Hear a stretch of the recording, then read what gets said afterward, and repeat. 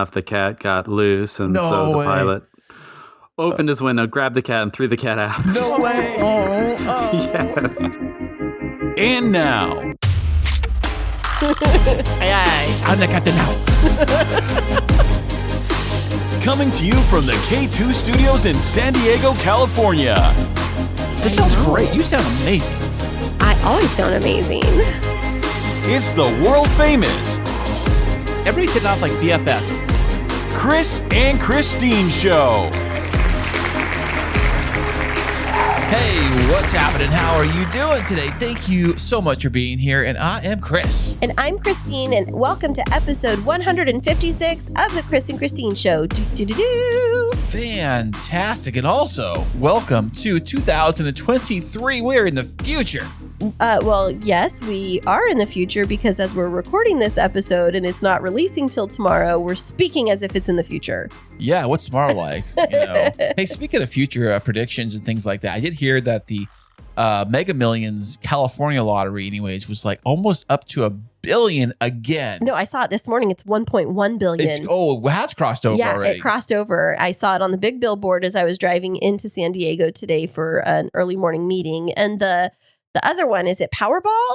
Well, which one's which? Because I get them confused. I get them confused Everybody's too. just throwing their millions around. I think the Mega Millions goes coast to coast. I think they both do, but they're both kind of I don't know. I think Powerball's only in certain states, and then Mega Millions is in, I don't know. Whatever it is, there's a whole big chunk of money up for grabs. I don't think they have it in Hawaii. I think there's one of the states that doesn't play along. Did I ever tell you about my situation with the lottery ticket? I think it was just like 2 weeks ago. Are you trying to tell me you won and you threw it away? No. What I was going to tell you is I took some, I think they were clients out. I can't even remember what the whole details were, but I took somebody out for dinner, and it was like a couple of individuals. And I was paying for the tab and they were so caught off guard. They were like, oh my gosh, thank you so much. Can we leave the tip? And I was saying, oh no, I've got it all. And the woman that was in the group with us, she handed me a lottery ticket. And she said, well, at least take this. It's a $20 ticket. And so I've been carrying it around in my purse for like 3 weeks now and I haven't cashed it in. Maybe we need to go cash it in. And we need to get a lottery ticket, like a Powerball or Mega Millions or both with that $20. Wouldn't that be quite the story if I ended up winning? Oh, it reminds me, it would be amazing. There was a story recently in the news over the Christmas break. We are coming back from the holiday break. Mm-hmm. You know, here we are right after New Year's. Welcome to 2023. That a woman was at a holiday Christmas party or a Christmas party of some sort. Yeah, it's the one where they open the gifts and they steal them from each other. Yeah, it was a white elephant type of gift exchange deal. And she ended up with the lottery tickets because sometimes people always put lottery tickets in as the gifts because it's fun. It's, you never know and this kind of thing. Well, what happened was she opened one gift and it got stolen. So then she went and got the lottery tickets. And it turns out those tickets, she actually won off of those tickets. Yeah, $175,000. Holy crap. Yeah. $175,000. She won off of a gift exchange. I bet the person who actually bought the tickets is regretting it now. Well, or the person that didn't go and get that present from the stack that would have had to open it. It was, so the lady that stole the gift was I believe it was the dentist. It was like a dental office. And so she was like one that ran the practice. And then it was one of the dental assistants or front office ladies that ended up winning the money. And she was like, That's crazy. And she's like, yeah, it would have been nice, but she's very deserving. And I was thinking, well, that's one nice way to put it. But yeah, I think we should go do that. Maybe we'll go cash in my lottery ticket later. Hey, speaking of lottery tickets, that's a good idea. Is that we have somebody's birthday coming up soon. It's going to be eligible for the first time in his entire life to be able to buy lottery tickets. I know. Can you believe it? Ezekiel is turning 18 on the 18th. It's his golden birthday. Can you believe that? That's crazy. 18. That's amazing. I don't know what I did on 24/24. I don't think I did anything. Is that, oh yeah, because yours is on the 24th. Mine's the 20th. I can't remember my 20th birthday, but not for any illicit reason. Just it's a long time ago. But, Ezekiel is turning 18. I am just so excited for him. He's graduating this year and, I'm going to have to, not on his, because we're celebrating a few days early with him. I can't give them to him for his fake birthday, but on his real birthday, like a pack of lottery tickets, and then he's eligible to get a tattoo also if he wanted to. Do you think he's going to do that? I don't know. I mean, we'll have to talk with him. Maybe we'll interview him right before his birthday. Oh, he probably would love that. You know? I wonder if he was to get a tattoo, what it would be of. Oh, probably whatever he's into at the moment. I know. How many people out there got a tattoo right when they turned 18 and regretted it like 5 years later? I'd say probably 99.9%. Oh, speaking of tattoo, I haven't told you this. I'm getting a new tattoo. No, you're not. I am February 11th. That's the name of the tattoo. It's going to be February 11th on your arm. No, I'm getting... You got to put an old E right across your back. No. February 11th.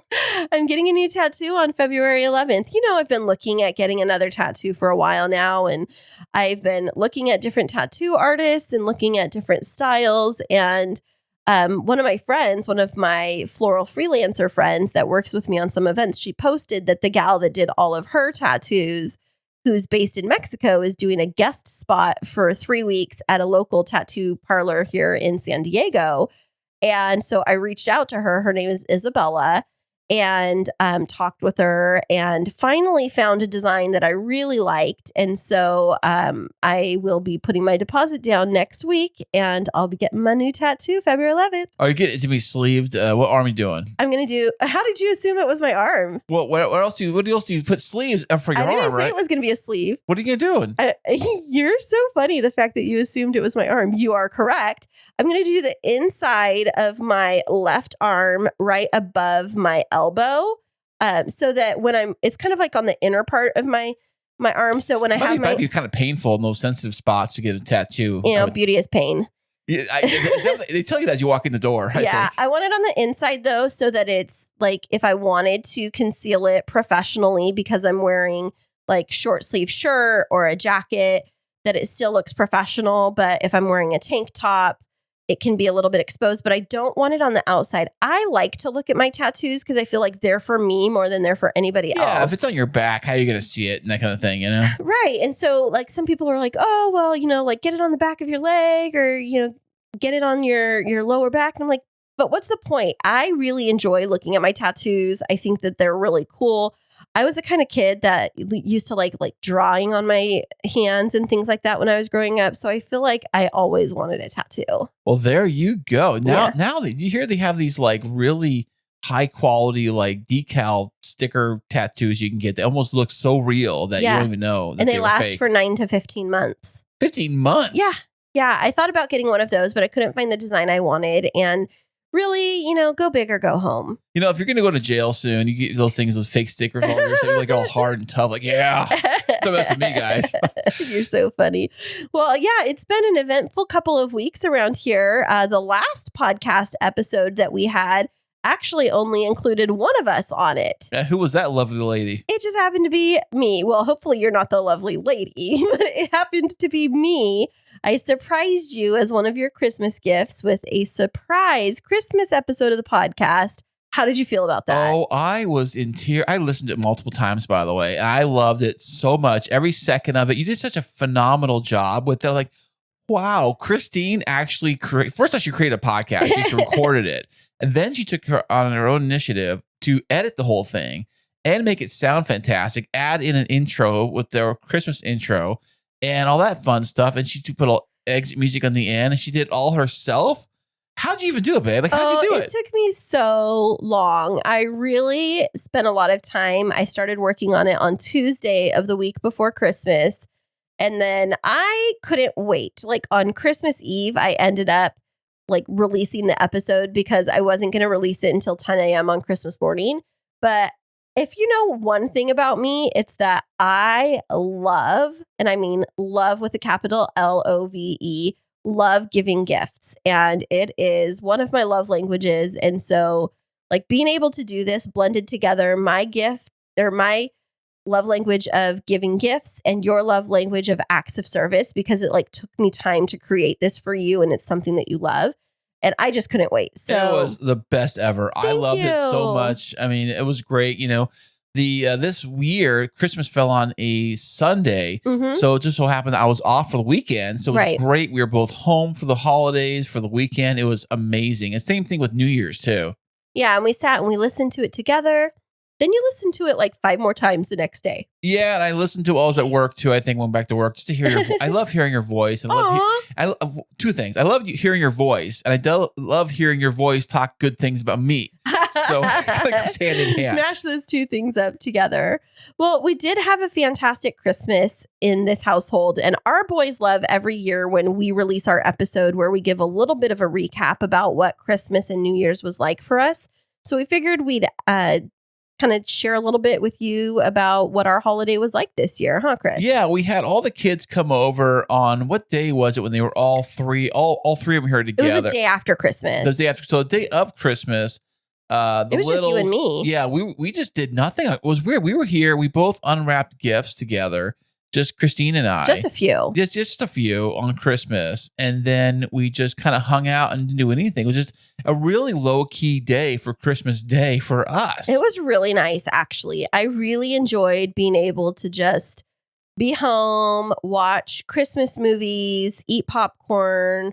I think, did we just have pasta that night for dinner? I think we laid in our pajamas all day. I know. I don't think we even got dressed. Yeah, we did, but I got back into them pretty soon after showering.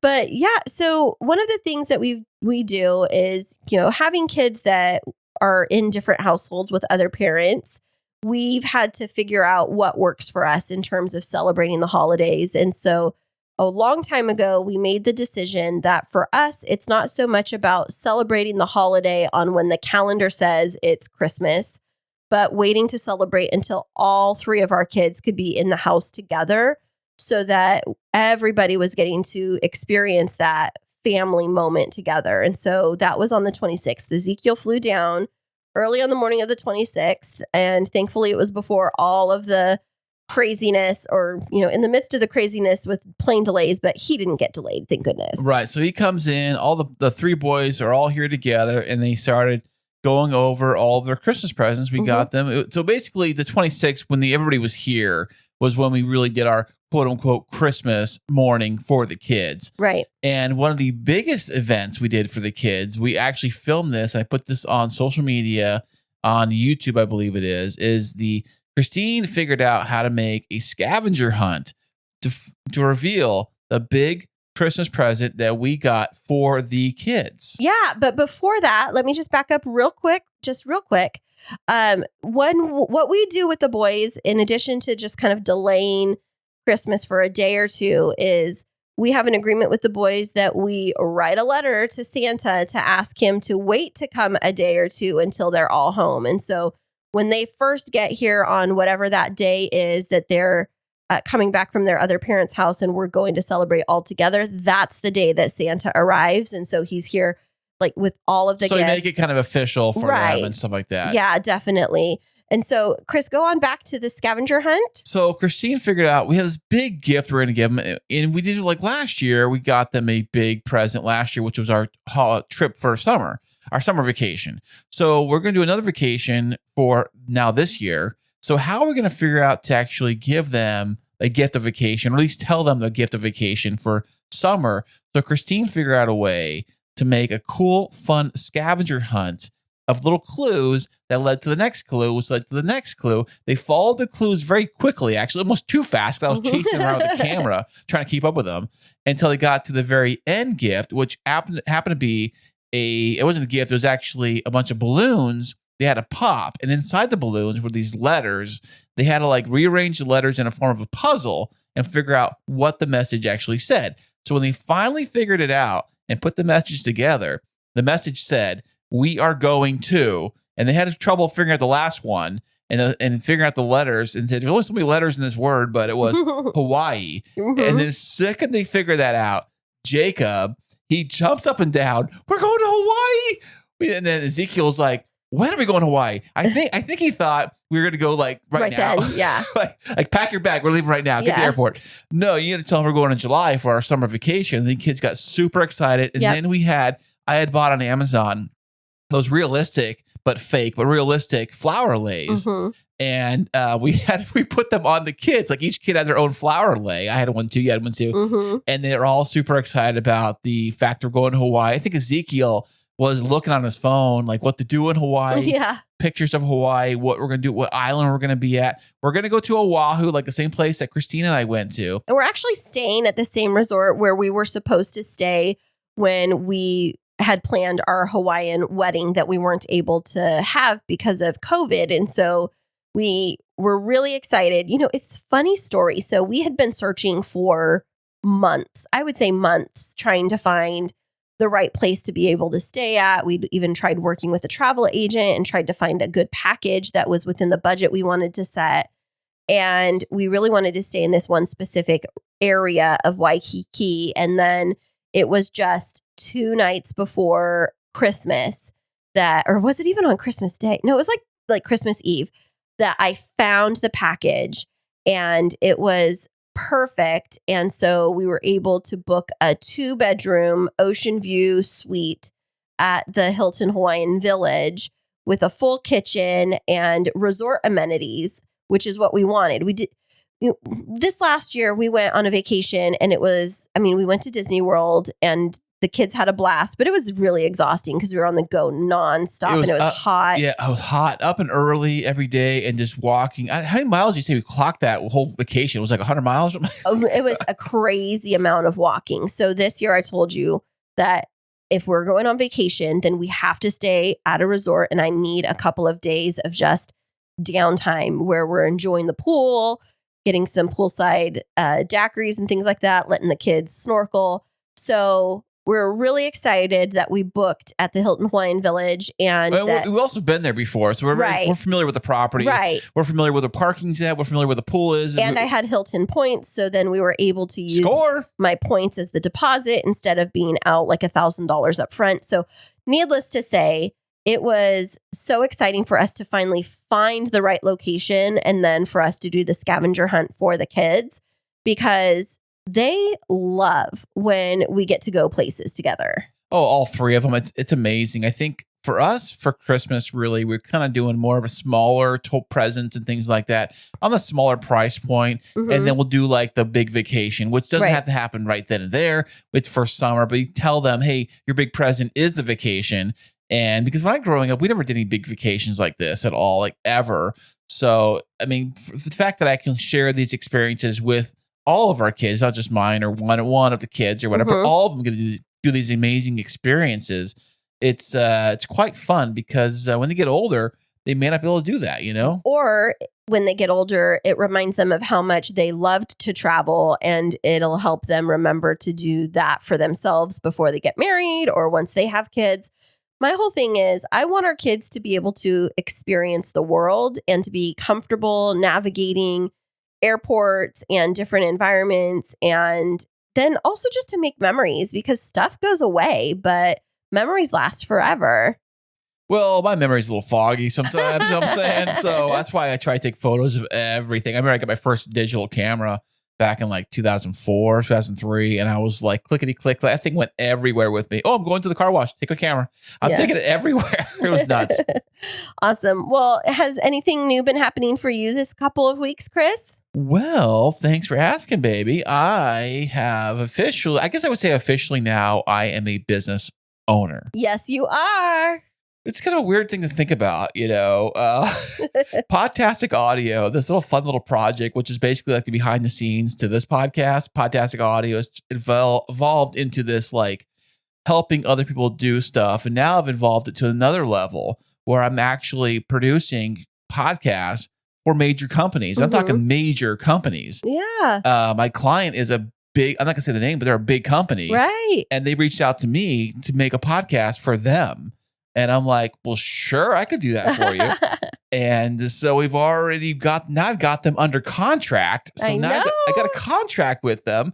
So I'm contracted to create podcasts for them. This is amazing. It is. I'm so stinking proud of you. This has been a dream of yours since, I mean, not necessarily podcasting, but doing this type of work in telecommunications since you were, you know, high school in your 20s. And so to be able to see you get to the point of building this podcast from the ground up, then Podtastic Audio from the ground up, and building the social media presence, and then testing this out with the company with the first episode and then them contracting with you for an extended period of time. It's like, congratulations, babe. I'm so proud of you. Oh, thank you. Thank you so much. It's crazy to think about. I keep thinking about this all day yesterday at work. I was like, wow, this is kind of exciting that the imposter syndrome always kind of kicks in, thinking I'm never good enough, or what I'm doing isn't as professional as somebody else, or I don't have the skills or the training or the years of background and all that kind of stuff. But the way I'm thinking about it like this is, if it sounds good and I can put it together for these guys and make it super easy for them, where all they have to do is literally click a link. I record everything, and then I say, okay, thanks for playing along. I'll get your episode out in a couple of days for you. Right. And that's all they have to do, is not worry about it. Just make sure they pay me, But other than that, it's great. I got taken care of. Like just today, I just finished with the artwork, going back and forth, finding the artwork that they liked for their podcast. Right. Because when you create a podcast, you have the image artwork set up. And I went with an artist who does that kind of stuff. But I got to go to the client and say, hey, do you like this image? Do you not like it? What do you want me to change? And they have to pass it along to the artist. So it's a lot of passing back and forth.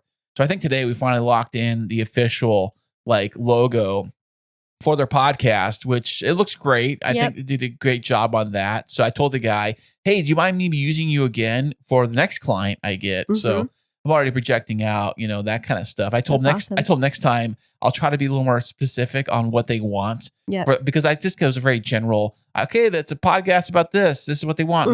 Make me a logo. So he kind of made a few things. I don't know if they like that, but I'll give it to them.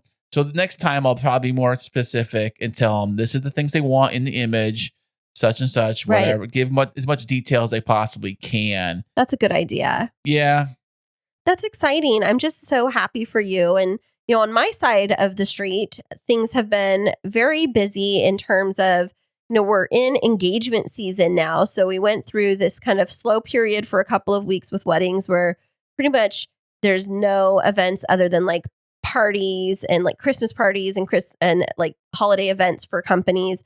But I'm not in that part of the industry. I really focus on weddings. And so now gearing up with all of my clients to get them ready for all of their spring weddings, and then also working on my social media presence and website design for attracting new customers. And so some exciting new things for my company is that I contracted with a marketing company called Mango Digital, and they are doing something called, that I didn't even know about. You actually taught me at first, SEO. So it's search engine optimization. So basically it means that when people search you up on the Google interweb, you come up in the field of search results. So they have been doing SEO optimization work on my website, which has been really awesome.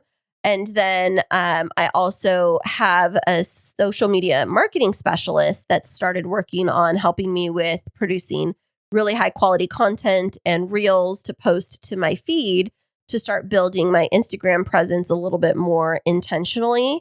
And so it's just been a really exciting time, but it definitely has kept me super busy and lots of different irons in the fire, as they say. Yeah. I mean, social media, if you do it correctly, it's almost like another job, Yeah. Well, speaking of another job and being so busy, recently I got tied up on one day when we had an interview, and I'm so thankful that you and your mom partnered together to interview somebody that came across her pathway on some of her recent travel adventures, right? They met this individual on a cruise, and he was the speaker he was a speaker on one of the cruises they were on. They actually had dinner with the guy at the cruise. I guess you have dinner. The tables, the assigned seating tables. Right. Yeah. I guess he sat with them, and my mom loved him. He says, you got to have this guy on your podcast. Yeah. She messaged us while she was on the ship. And so Chris made it happen. And because I wasn't available, we got to have Sandy co-host this interview with Chris, and it's going to be up right after this. Are you in the middle of wedding planning and feeling overwhelmed? There's no need to fret, my friend. Christine Smith Designs is here to rescue you. Offering wedding planning, coordination, and wedding floral design services, let us help relieve your stress and make your wedding day dreams a reality. Visit us at christinesmithdesigns.com. That's KRISTINE smithdesigns.com and request a free consultation. You'll be so glad you did. Okay, everybody, welcome back. And today we have a fantastic guest join us all the way from Alaska. And in the studio, we have another fantastic guest filling in for Christine today. And my mom, Sandy, is here on the show. Say hello to everybody, Sandy. Hello, everyone. And coming to us from Alaska, we have Brendan Jones, who is an author and a father, and coming to us from cold Alaska, if I mentioned it already. Welcome to the show, Brendan.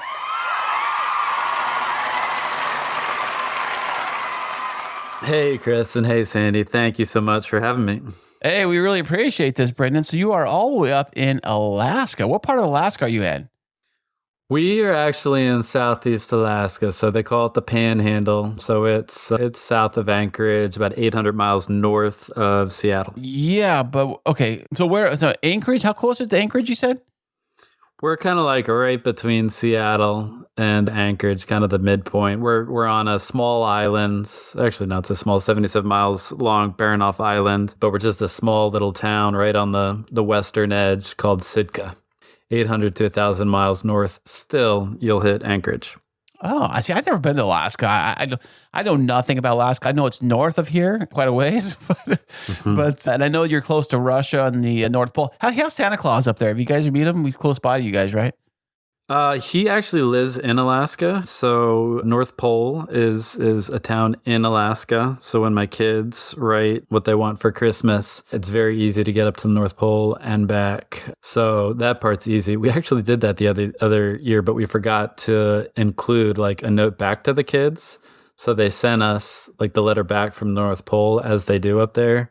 But the kids ripped it open and it was just an empty envelope, which made them all cry. So it was terrible. Oh, wow. That must have been something. Boy. It was very, very disappointing for everybody. My wife's like, God, you're supposed to send something they can send back. Come on.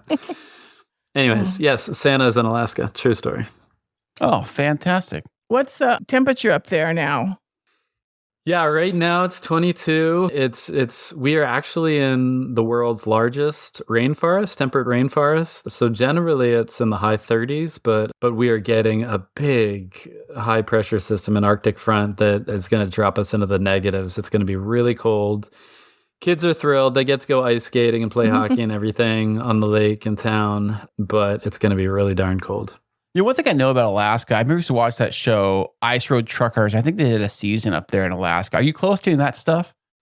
No, negatory. No, that's all further north, like, yeah, northern Alaska, that route that they talk about. But that's pretty much all takes place in Alaska.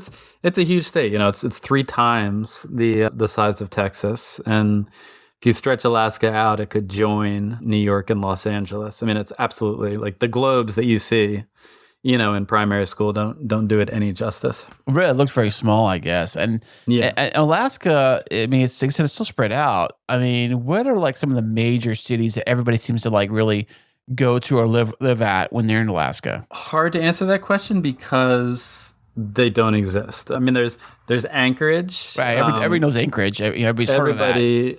Yeah, everybody knows Anchorage. So that's like 300,000 people or something, maybe a little bit less. To give you some concept, like we live in Sitka, which is population 8,500. We are the 5th largest city in Alaska. So we're considered, we're like a city in Alaska. So it's really only Anchorage and Fairbanks, which are substantial. And the rest of Alaska is really pretty rural with not a lot of population. I think Fairbanks has like 30,000 people. The capital of Alaska, Juneau, which no roads go to, incidentally, has, I think, 30,000 as well. Oh, interesting. So before you got to Alaska, where were you living? I mean, you obviously weren't born there, right? I was not. I was born in Colorado, in Denver, Colorado, but I grew up largely in Philadelphia, and I didn't come to Alaska until I was 19.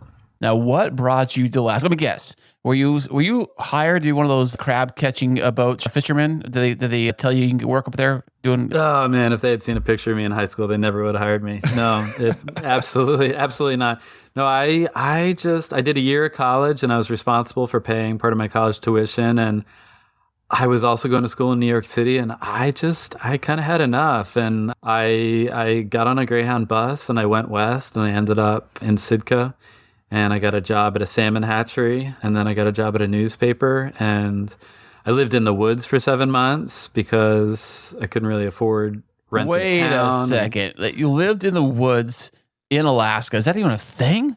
It would be cold, I would think, man. Oh yeah, it's definitely a thing. Yeah, it was over the winter. Again, it's the rainforest, so it's not like Christopher McCandless, type thing where you're going up there in a bus and you're in the subarctic. Oh, was that movie? That movie, what was that movie called? The Wild. Into the Wild. Yeah, Into the Wild. Yeah, so he ended up in Alaska. That's right, he did, huh? Yeah.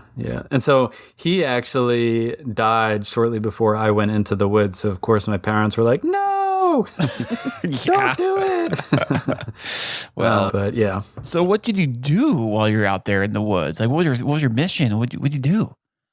Well, I mean, I was working in town, and I was just maybe 25 minutes outside of town, so I'd go in and out each day. But you're young and dumb, you just do crazy stuff. And I was probably searching for my own kind of rites of initiation, finding what is difficult and trusting in it and challenging myself, doing all sorts of stupid stuff. I mean, there are 1,500 brown bears, coastal brown bears, bigger than grizzlies on the island. And bigger than grizzlies?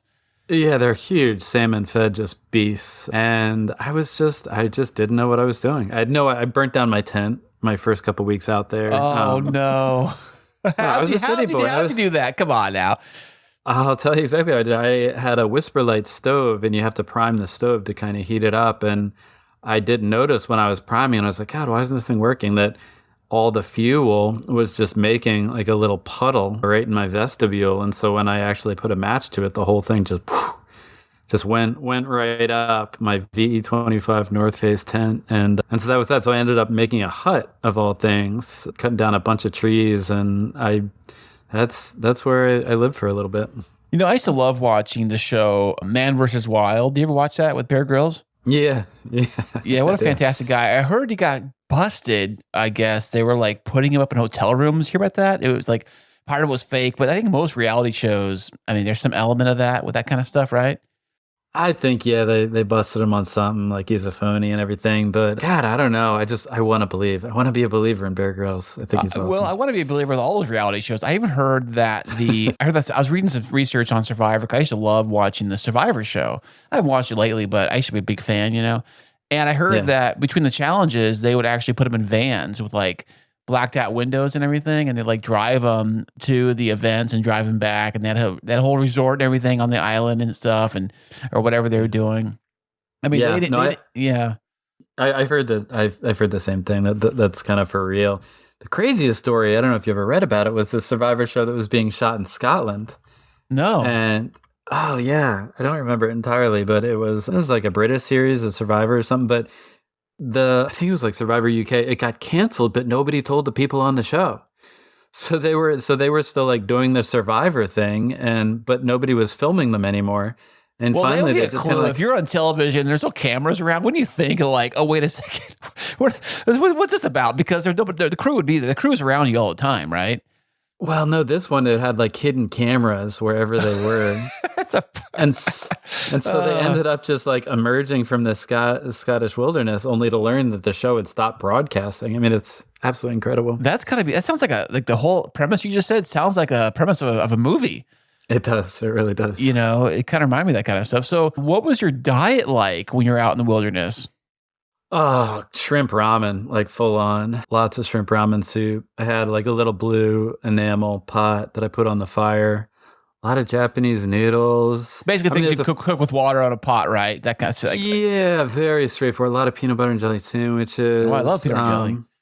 But I mean, I started to, as I said, I grew up in downtown Philadelphia, but my uncle had a farm in central Pennsylvania, and I always loved the outdoors, and slowly started, I actually met somebody who really helped me kind of learn to hunt, learn to collect berries, learn to collect mushrooms, learn to collect seaweed.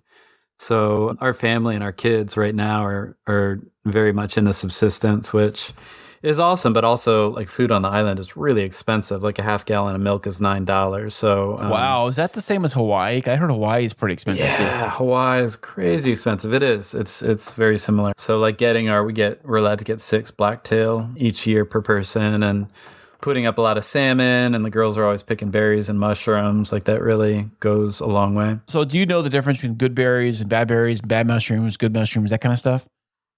Yeah. Okay, I absolutely. think in the movie Into the Wild, I think the berries what killed him, right? He ate the wrong ones or something. It wasn't the berries. I think it was the potato seeds. Like he Okay, mistook. it was something that he picked off the land and ate. That was not good for Yeah. him. Yeah. And then that essentially made his body starve itself. I think people since then have kind of like questioned that and come up with different explanations. But yeah, I think Krakauer in his book talks about that. So, Brendan, have you done any more cruises? Talked to any more cruise ships, like in September or October? I did a couple in September, and then I was actually just talking with Princess. I'm going to do more than I did last year for the coming year, starting in I think early May. Oh, wow. I'm gonna start. Do you have any cruises planned, Sandy? Not to Alaska, but you just do the Alaska ones, right? I'm no good for anything else. I Oh, you don't want to go to the know. Caribbean or anything like that? The Bahamas? Come on. I mean, I do, but I don't know what I talk about. Like, boy, is this is so nice. Everybody's in their bathing suit and gets to sit on the beach. I mean, there's no hardship, so there's nothing to talk about, right? So, Brendan, what is that you do for the cruise? Because I don't know what you actually do for the cruise ship. I maybe you can explain it, Sandy. I mean, I don't. What do I do for the? Well, cruise you ship? do a presentation, but it's just one per trip, right? Or you do several? That's right. No, that's right. So, in your presentation, are you selling anything, or are you just talking about the land, or what are you doing?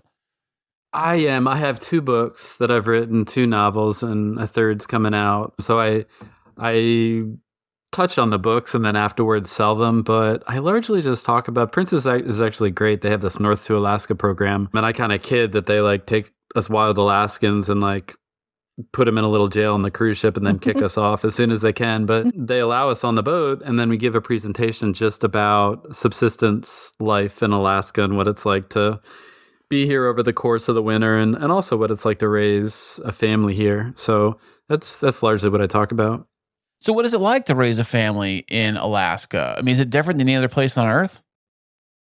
I mean, Earth's a big place. I mean, it's certainly its own thing. I mean, we're on a remote island, so you can't get here by vehicle. There are no bridges here. Everything comes in by either boat or plane. We have just 14 miles of road. I mean, more people have boats than cars here on the islands. We're not the top of the food chain. You know, if we ever go out into the woods, we're always armed because, you know, a bunch of friends have had interactions. I've had interactions with bear. What? Yeah, that's not fun. The water is a constant killer. I just lost a very good friend whose boat capsized the other day. No. I mean, you're just constantly aware of danger, but you're also just constantly kind of living in the moment and watching out. And I think it's a great place to raise kids because they do just get an awareness that you, I think, don't get in the lower 48 and just an appreciation of the wild. But that said, man, we were actually down in Laguna Beach, not far from where you guys are. And God, if Haley didn't almost step off the curb, my oldest daughter. Oh, really? She just didn't have any concept of like, I grew up in the city, so I can kind of like see, like triangulate when like the bikes are moving and people are jogging and a car is moving and a truck is moving. And this one guy was trying to take a turn on a light just before it was, and I saw him accelerating, but Haley didn't. And so she was about to step on the curve and just lunged and yelled to stop her. And she was just in hysterics because she didn't know why I was so crazed. But all to say that like they don't necessarily get what it might be like growing up in a city or suburbs type thing. Have you ever taken your kids to, say, like a theme park, like Disneyland or anything big like that? I think the tops of their heads would explode. I have not. I think it's probably on our list because we do have siblings who think we're totally crazy for living the way we do, and they're gonna try and like have an intervention or something and take our kids. I was kind of thinking the same thing too. So like Disneyland, Disney World, all those kind of Disney places, you know, because we went to Disney World last summer, or the first time that our kids went there. I've been there once a long time ago, but not since they expanded the parks, and they got all these parks. And it's crazy. You know, it was super hot. It was in Florida, of course, and it was during the middle of summer, and I wasn't prepared for the heat or for the humidity. You know, so I mean, it gets hot here too, like 100 degrees. Okay, I can handle that, whatever. But there it was like 90 or whatever, plus 110% humidity or whatever it is. And it just sapped me dry. I was chugging water bottles all day long, and it was crazy. Do you guys get summers like that up there with humidity or no? Absolutely not. No. I mean, it's never going to get over 75 maybe. I mean, yeah, I've spent a little time down in San Diego, and God, your weather's just killer. I mean, absolutely amazing. But I think the girls, even the time in Laguna Beach, they're like, Dad, it's so hot. I'm like, it's 85. 85 is not hot. But then they really wanted to like go in and try to bodyboard or surf. And, nice. And so they were like running in the water, and all the boys were like, no, you need a bodysuit. Ah. And the girls were like in their little bathing suits. They're like, why are you yelling? Relax. We're going in the water. You know. What time of year was that when you were there? This is in April, early April. It's a little chilly. Yeah. I think we start getting to like July is when it's, summertime and things get a little better, I guess. But the water does get cold here. I'm sure it's not as cold up there as it is down here, but we get the same cold. We get the cold front from you guys. It comes down this side. So all the current, it flows south. So all the southwest, all the water from you guys is what we get in our water. So it's pretty cold for us. Yeah, it gets kind of pushed down. I remember reading about that. Although I have to say, I went in this morning on a polar plunge after a run. My friend convinced me to go in. And oh my gosh, that wakes you up for real. I mean, the ocean is very, very cold right now. It's got to be like mid 40s or something like that, or like high 30s. It's really freaking cold. So how cold does the ocean actually get? Do you know? Like I know you got icebergs and stuff, but how cold is that water? Oh God, it's. I mean, it'll freeze up in the harbor, and it certainly freezes up in the Arctic. But the North Pacific, it's got to be high 30s, low 40s. I think probably like in the winter, it'll go down to near to freezing. I'd say it's really darn cold. So I hear about that Arctic plunge you're saying about, and they actually have these chill baths and ice baths people take or whatever. How does that work, and what does it do for you? It makes you really cold, all right? Well, I can figure that much, yeah. That's what I'm going to say after the experience this morning. No, like I'm all into like the Wim Hof and everything, and like trying to get your breathing right so you can, get circulation up and such. I think what it does is it expands the ability of your blood to carry oxygen, and therefore it allows you to breathe better and your heart to pump more blood and all that stuff. But I will tell you, psychologically, it just very much anchors you in the moment. Like you are right there in that cold water and nowhere else. And you just come out of it just feeling like totally blank and like very confident that was the worst part of your day and everything is going to get better from that point on. So psychologically, I think it's pretty healthy. Now, how long are you allowed to be in there?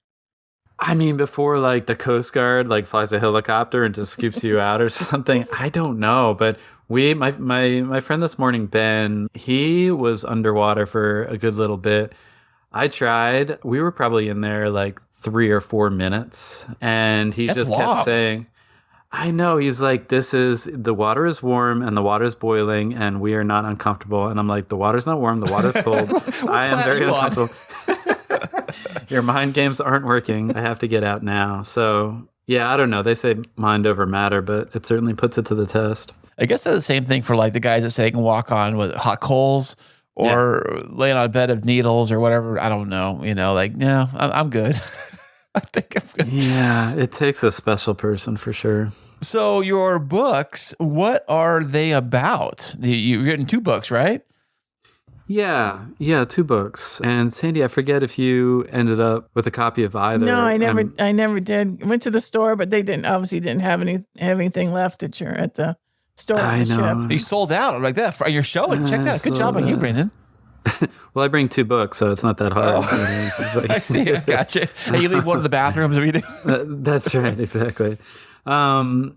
Yeah, the first one is about a young woman, Tara Marconi, who comes from Philadelphia and commercial fishes in Alaska. So she's a young woman kind of working her way up the ladder of the commercial fishing industry. And then the second one, which actually just got a super nice award, the Green Earth Book Award, is about 2 twins who also come from Pennsylvania, a small town in Pennsylvania, and they come to Alaska and try and stop a clear cut that's happening on a remote island. So that's a young adult book. Oh, so it's kind of almost like it mirrors your life a little bit, yeah? Yeah, a little bit. so far I've been able to write about one thing, and that's like coming to Alaska, and for that matter, like do presentations about it or podcasts for that matter. But the next book is going to be about, my family spent a year in Siberia in Russia. And so the next book is nonfiction, and it's going to be all about our time in Russia. So I'm going to kind of break the mold a little bit. Okay, so you said you went to Russia. How long were you there for? A year. A full year. How does that even work? How do we live in Russia? Like, how does that even? It blows my mind. I know you guys are close by. It's probably like a 5-hour flight or whatever. I don't know. Geography is not my best suit, but but I'm saying like it's not that far for you to go to Russia. For us, it'd be like for us in San Diego, it'd be like us. We're going to go to New York. It'd be the same thing as like you going to Russia, I'm guessing. But how does customs work? How does all that stuff work? How do you live there? Is it a green card or what? You don't need to marry anybody, much to my wife's happiness. So we can stay married and everything, no green card. We do need to apply way in advance for visas. I applied for something called a Fulbright, a Scholar Award. And a Fulbright is run through the United States State Department. And needless to say, they make things a little bit easier. So they fund you, and you have to do your project when you're over there. But they give you a lot of support. You even get a special number if anything goes wrong that you can call, and Delta and SEAL Force will come in and like swoop you out. Well, kind of like we did for what's your name, the basketball girl, Brittany Griner. Yeah. They had to do a pretty nasty exchange to make that happen. Yeah, I think about that when you mentioned staying in Russia. The first thing that popped in my head was her and her situation and things like that. You guys ever have any scares like that? We had a bunch of different situations. We were under close surveillance, and that's largely what I write about. Pretty in your face, like there wasn't a lot of subtlety to what they were trying to do. But I'm supposed to go back in February, and especially after what happened with Griner and the other fellow, Paul Whelan, being kept over there, I'm rethinking that right now. Yeah, I would too. That's like all that stuff really scares me about traveling internationally. I'm half traveled internationally, but I watch those shows like Locked Up Abroad, and what's the other one? There's another one that had like a smuggler thing I was watching. It's all about the smuggling. Like you got something in your pocket, or you got the bags got switched at the airport or something, or somebody trusted you to carry something, or who knows what, But it's just some of those other countries, like their laws are different. It's like what you think is okay here may not be okay there. And then like Brittany Griner situation, you're locked up for how many years? You got like 9 years? Nuts, So you gotta be careful when you do travel, and that's what I think. Yeah, you definitely have to pay attention and just be aware at every moment. Yeah, so that's still up in the air right now. When is your book coming out, or is it already out? The third book, no, publishing is glacial, so it probably won't be out for about a year. Something like that. Well, I'd be interested in reading that. Yeah, I have a big article coming out probably tomorrow in Adventure Journal about going to the Arctic and going to some Russian Arctic towns. Okay. Do they do things a little differently over there in Russia in the Arctic towns they do in some towns like where you're at in Alaska? That region, you figure it's all, you guys pretty much deal with the same climate, right? So it's not like are you guys pretty similar with a lot of that kind of stuff? Alaska used to be owned by Russia, and there was in the Duma in Russia, the equivalent to Congress, somebody floated the idea of taking it back. And there are a lot of similarities between Siberia and Alaska. And for that matter, there are a lot of our streets are named for Russians. And no way. There's still some Russian descendants and old believer towns where they only speak Russian. So there's a pretty heavy presence of Russia up here. I guess it's kind of like San Diego and Mexico, Spanish and Mexicans and all that being right next to the border town. So I guess you guys technically kind of are a border town. Is there a point where Alaska and Russia you can see across the bay or whatever, you can see Russia from it? Yeah, it's actually called Big Diomede and Little Diomede. United States is Little Diomede and Russia has Big Diomede, and I think they're separated by like 1.5 miles or something like that. But I had a friend who actually kayaked from the United States, from Little Diomede over to Russia. No way. Yeah, and the border guards were like, you can't come in here, but we're really curious about America. Can you go and buy milk without being shot? Is that possible? Okay, here's some Russian cigarettes. It's time for you to go home. And he paddled back. And they were cool about letting him go like that, huh? Yeah, they were super chill. Wow, that's all the movies would say otherwise. I mean, all those movies from the 80s. I watched all those things back in the day, man. So yeah, Russians and especially Siberians my grandmother's actually Ukrainian. I mean, they're just very open-hearted and just wonderful folks that we encountered, and just very much about families. They love kids, and so we just found our reception to be really warm and open-hearted. So when you were living there, did you bring your children with you? I'm assuming, yeah. Absolutely, yeah. They went to Russian school, and my No way. youngest came back. I mean, she was learning Russian at the same time as she was one, as she was learning English. So she had a Russian accent. Still kind of has like a weird Russian accent, like my zipper, daddy. No way. Zipper. Yeah, and like the grammatical structure of her sentences is very Russian. And wow, what a trip! That's crazy, man. So Russia, wow. So do you speak any fluent Russian at all? Are you picking any of that up? I can speak. I would not say I'm fluent by any stretch of the imagination, but like enough to get myself in trouble, and talk about like political stuff. But I'm certainly not. The like high point of my Russian ability is when I was in the market and somebody asked if I was from Poland. Poland? Yeah, because they're like, you don't, obviously you're not from Russia, but like the Polish speak pretty good Russian. Oh, I had no idea. And that's they're right next to it. And so I was pretty happy with that. Brendan, I was going to ask you, when you're living on Sitka, what you have medical facilities, or if you take your kids to the doctor, how do you do that? Do you have to fly somewhere?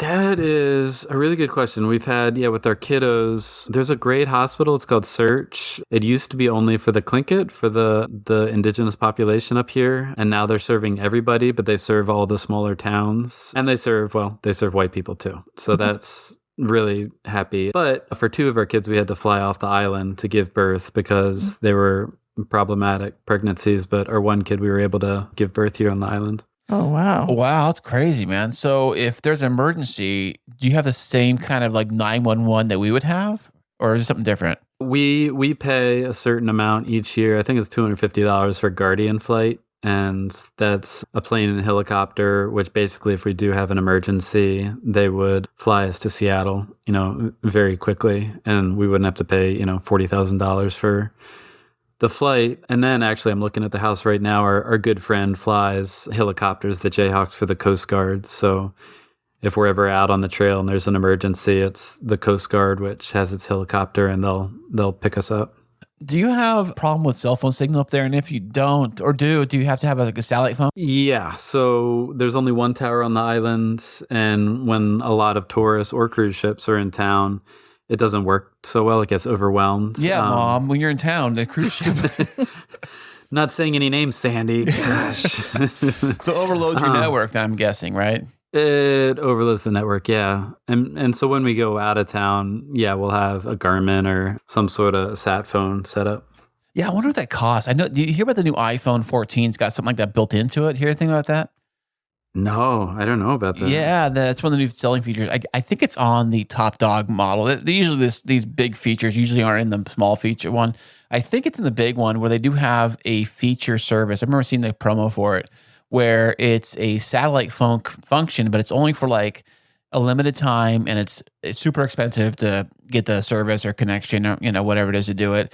But it will do, and it also does like emergency like messaging, I think, through the same service, through satellite servicing or whatever, to find out where you are in the woods. I don't know how, like I haven't heard too many reviews on it, how it would work, but I always thought that's one thing I thought like the cell phone companies need to figure that out, or cell phones need to figure that out, because you know what it's like hiking in the woods somewhere and your phone has no service. I mean, I can go down the street sometimes and have no service.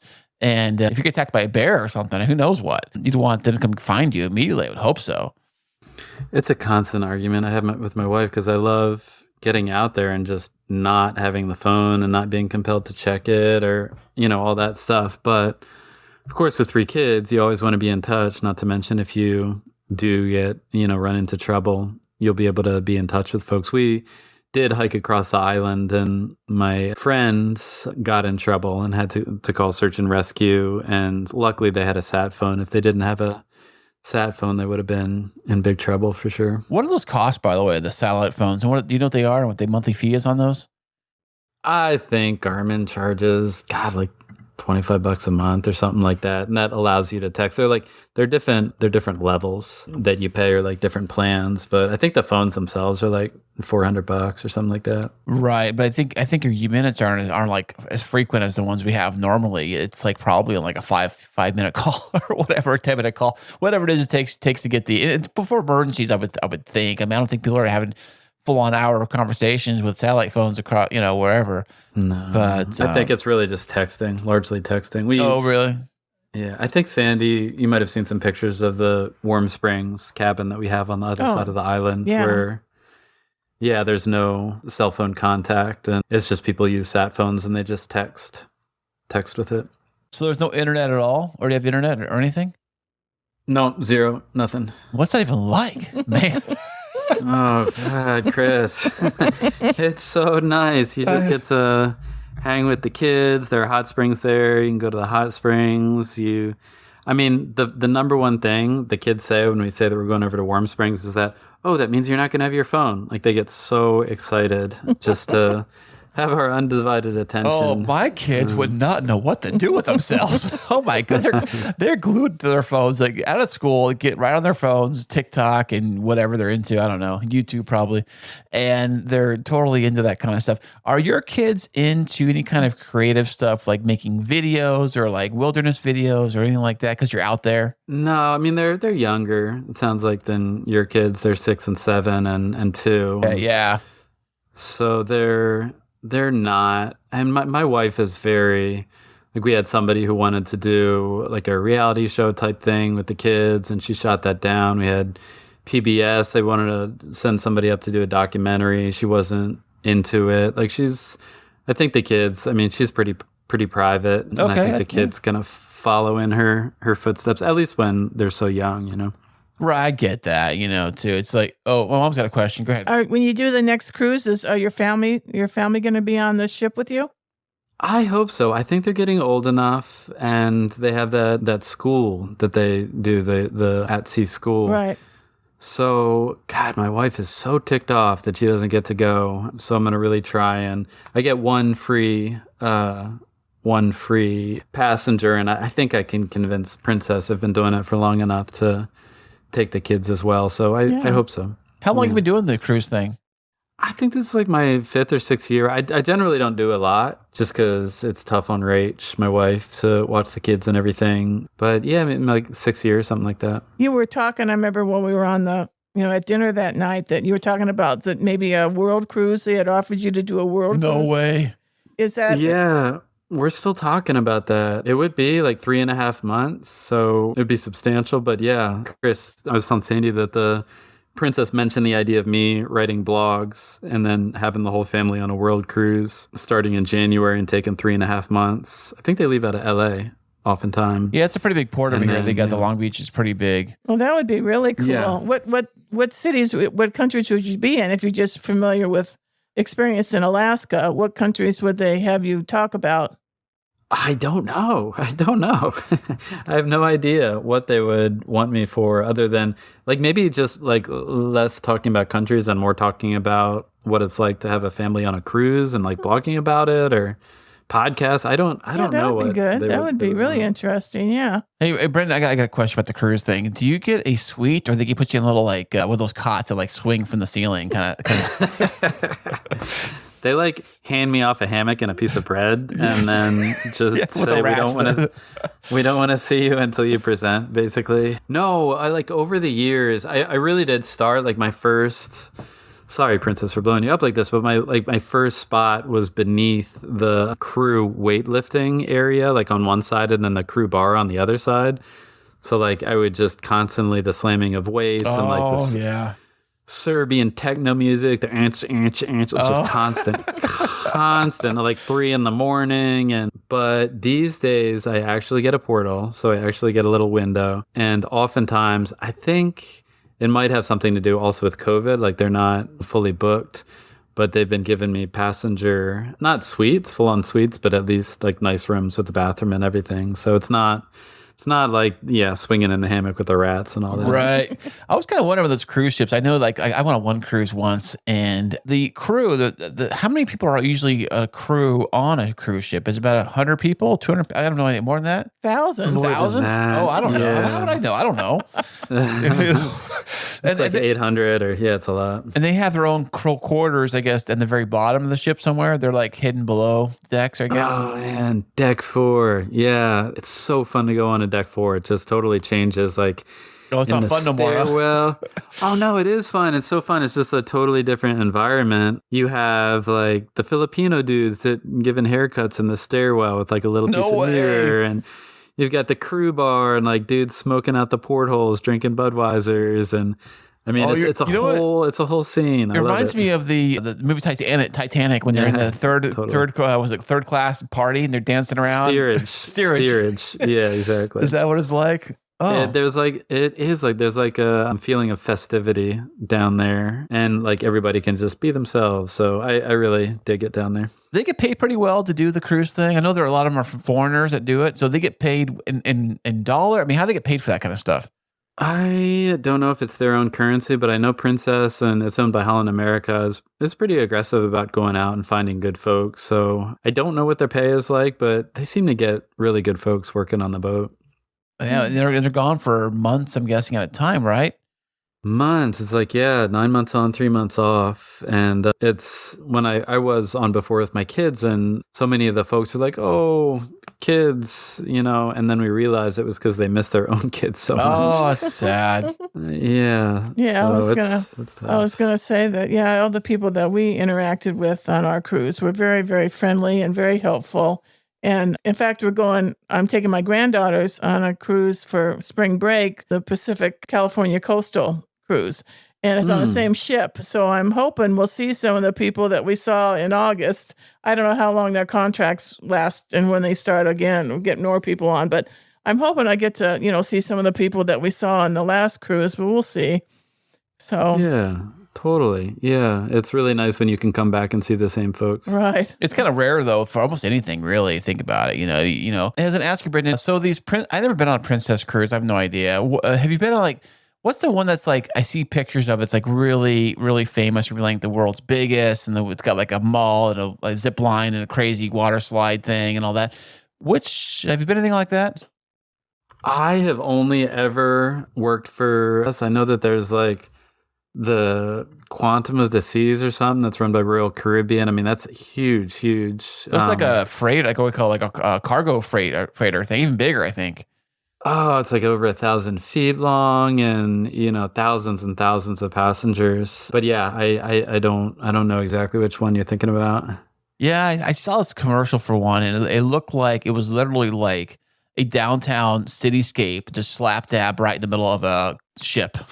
Kind of a thing, and it was like just had all this stuff and a big mall and a big like water slide and zip lines and a big like, I mean, it looked, the cruise ship I went on was an older ship by Carnival. I mean, not Carnival, but I mean, they're probably like the McDonald's of the cruise line industry. I would think. Yeah. But totally. But they're everybody loves going there. They're cheap and whatever, and there's things like that. I noticed that when COVID hit, cruising really took a major, like probably the biggest ones take a biggest hit. Were you doing what happened during those years? During the COVID years, yeah. I mean, of course, the Diamond Princess and Princess, wasn't getting the best PR. So they kind of suspended a lot of their work. The year after COVID, they just started going at half capacity. And it's funny you mentioned the crew. I was talking to a bunch of the crew, and they were like, we were partying in the presidential suites. It was awesome. Like they really got to see a bunch of spots on the cruise ship that they wouldn't have otherwise. But I think the cruise ship industry played it pretty well. They just kind of like held their breath a little bit and slowly eased back into it. And now, I mean, God, Sitka is going from 100,000 cruise ship visitors to 500,000. Wow. And it's just completely changing the face of town. So I think that they're really revving back up. Yeah, we didn't make it to Sitka. We were at Icy Strait Point, And it was freezing. I just remember that. I didn't have a raincoat on. It was raining. We're in an open bus going up to wherever we were going on the tram. And then we went through the forest.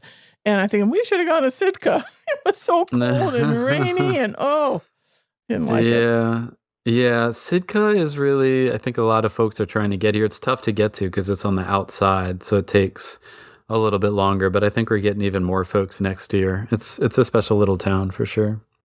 I was going to say, Brendan, about the cruise shipping is that when we took was it 2021, Christine and I flew down to Mexico. We flew down to La Paz, Mexico, and they have a bay down there. And there was probably like 10 cruise ships parked in the bay, just sitting there, just doing nothing, just parked off maybe a mile off the coast, just like collecting in it was like almost like a cruise ship junkyard, but it was all these cruise ships. It's kind of weird to see them all in the middle of the bay there, just parked.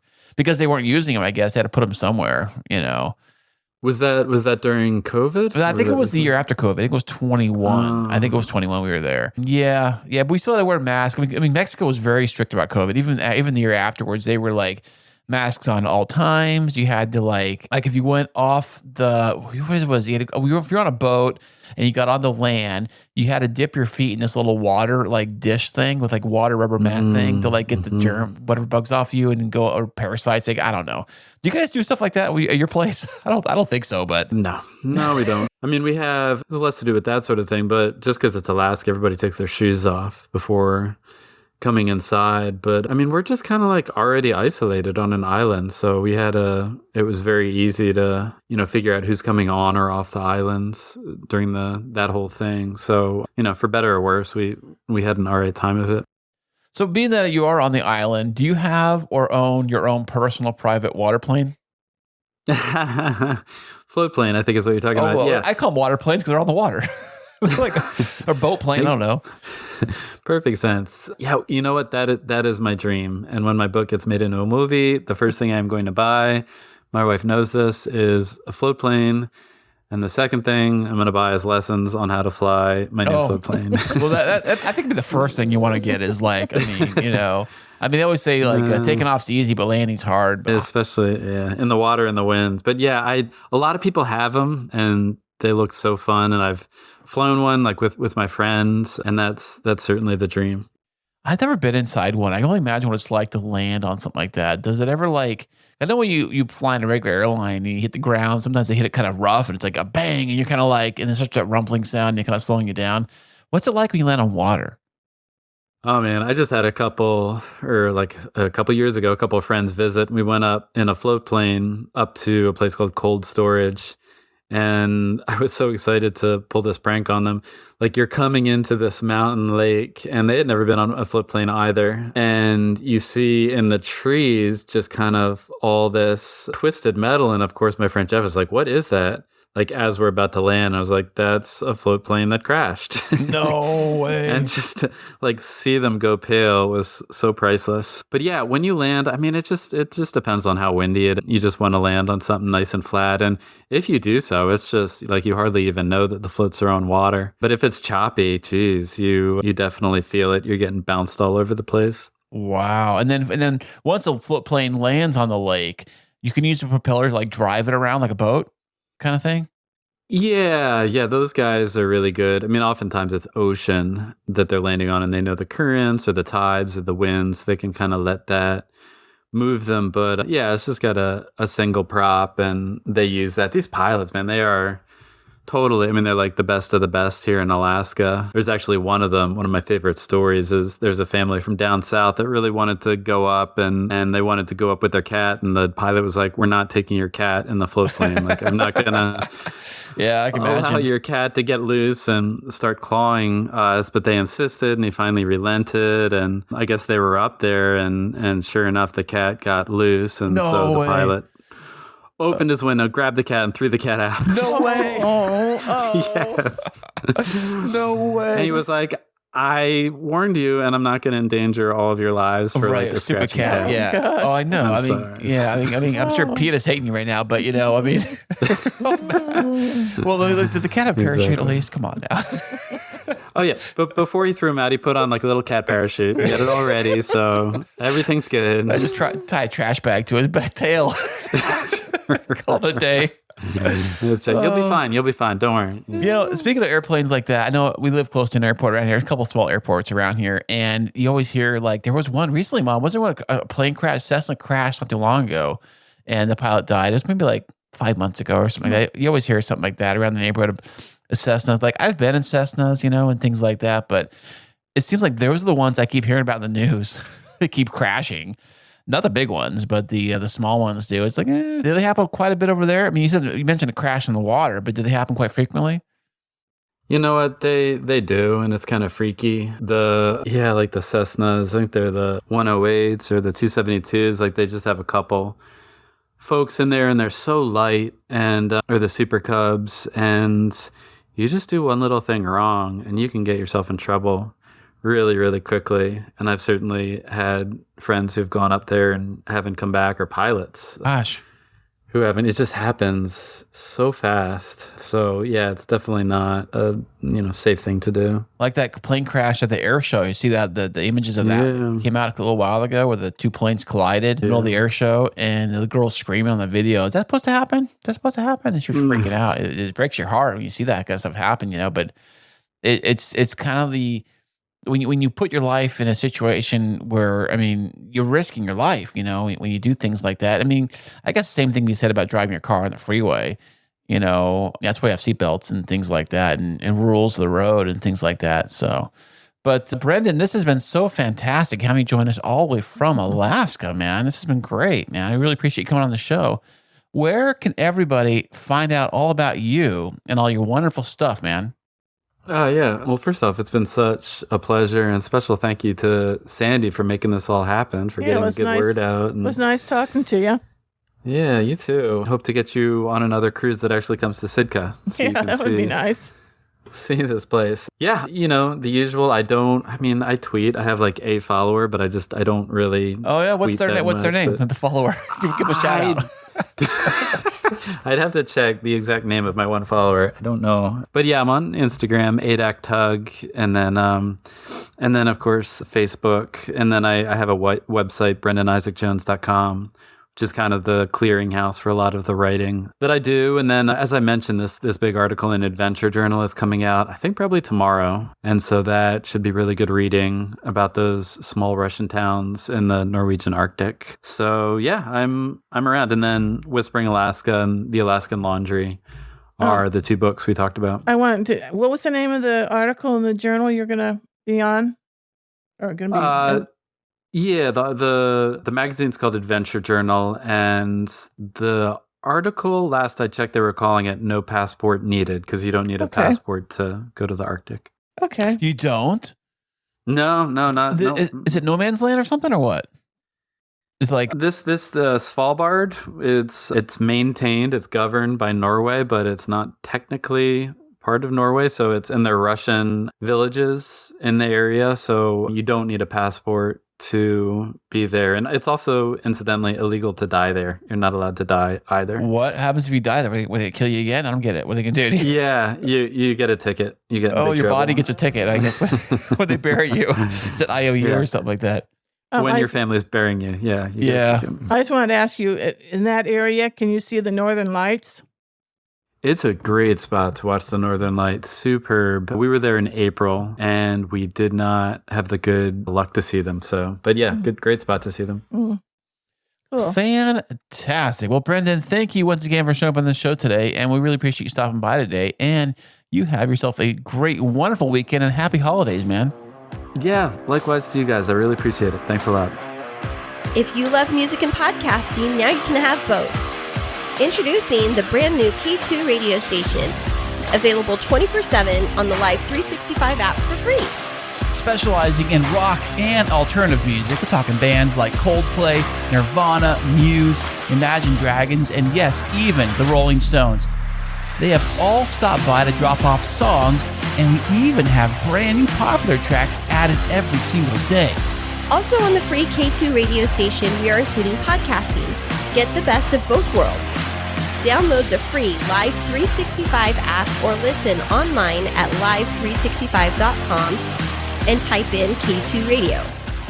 Well, that was such a great interview with Brendan, and I really loved listening to you and your mom co-host that interview. I know. My mom was a little nervous, because it's always nervous when you get on the mic for the first time talking to people, that kind of deal and everything. She was a natural. We should have her co-host with you more often. Why? Oh, really? Mom, you're listening. Come on in. The studio's, the microphone's yours. Yeah. By the way, I love your parents. They're just amazing. I'm so lucky to have them as, I don't even like to call them in-laws because in-laws feel so sterile. Like, I've heard people call them like they're in love, like they're mother-in-love and father-in-love. It kind of sounds weird, but I need something. Yeah, it does sound a little weird. Yeah, asking me. it's just like, I don't like being called a step-parent, like bonus mom. So, bonus parents maybe. But then that makes them sound like step-parents. So anyway, Sandy and Fred, we're going to need to come up with a fun term of what I can call you because in-laws just doesn't quite describe the amount of love I have in my heart for you.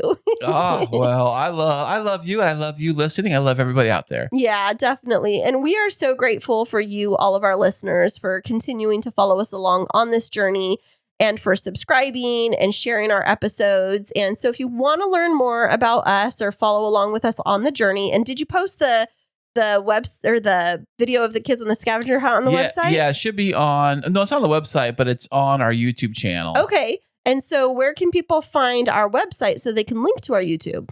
That is chrisandchristineshow.com. And I'll put a link to that into the show notes today. Definitely. And if you want me to, I actually put a link to that YouTube video in the show notes also. That would be awesome. And just a new thing that Chris and I wanted to announce, something very exciting, is we are officially Amazon associates. And so we have Amazon affiliate links that we're able to put into the show notes of the podcast. So if you're wondering about any of the equipment that we use or any of our Amazon favorites, make sure to click on the links in the show notes and go ahead and go on over and purchase some of that great equipment. And it's another way that you can support us here on the podcast. Fantastic. And we'll be back with you next week.